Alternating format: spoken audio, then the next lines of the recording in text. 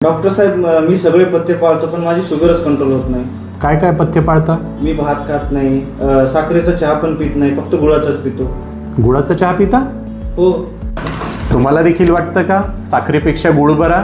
तर हा व्हिडिओ शेवटपर्यंत नक्की बघा.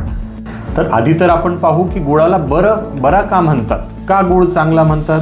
कारण ज्यांच्यामध्ये लोह कमी, ज्यांच्यामध्ये हिमोग्लोबिन कमी, त्यांच्यासाठी गुळ चांगला असं म्हटलं जातं. ते पण जेव्हा ऊसाच्या रसापासून आधी गुळ बनवायचे तेव्हा ते लोखंडाच्या पातेल्यामध्ये, लोखंडाच्या भांड्यामध्ये बनवायचे. मग थोडंफार ते लोखंडाचं लोह त्या गुळामध्ये मिक्स व्हायचं. आणि ज्यांच्यामध्ये हिमोग्लोबिन कमी आहे, जसं की तरुण मुली, ज्यांचा मासिक पाळीमुळे रक्तस्राव झाला आहे, गर्भवती स्त्रिया ज्यांच्यामध्ये लोह कमी आहे, त्यांच्यामध्ये मग या गुळामध्ये मिसळलेलं थोडंफार लोह रक्तात जाईल म्हणून गुळाला बरं म्हणायचे.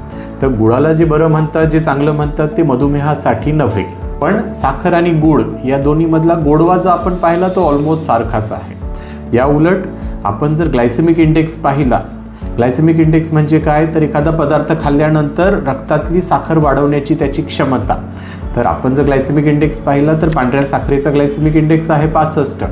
या उलट गुळाचा ग्लायसेमिक इंडेक्स आहे 84 ते 85. आश्चर्यकारक आहे पण हेच सत्य आहे की तुम्ही जर साखर खाल्ली आणि तुम्ही जर गुळ खाल्ला तर गुळामुळे तुमची शुगर पटकन वाढणार आणि झपाट्याने वाढणार आणि जास्त वाढणार. त्यामुळे मधुमेही रुग्णांसाठी साखरेपेक्षा तर गुळ नक्कीच वाईट. त्यामुळे हे गुळाचं खूळ आधी डोक्यातून काढून टाका.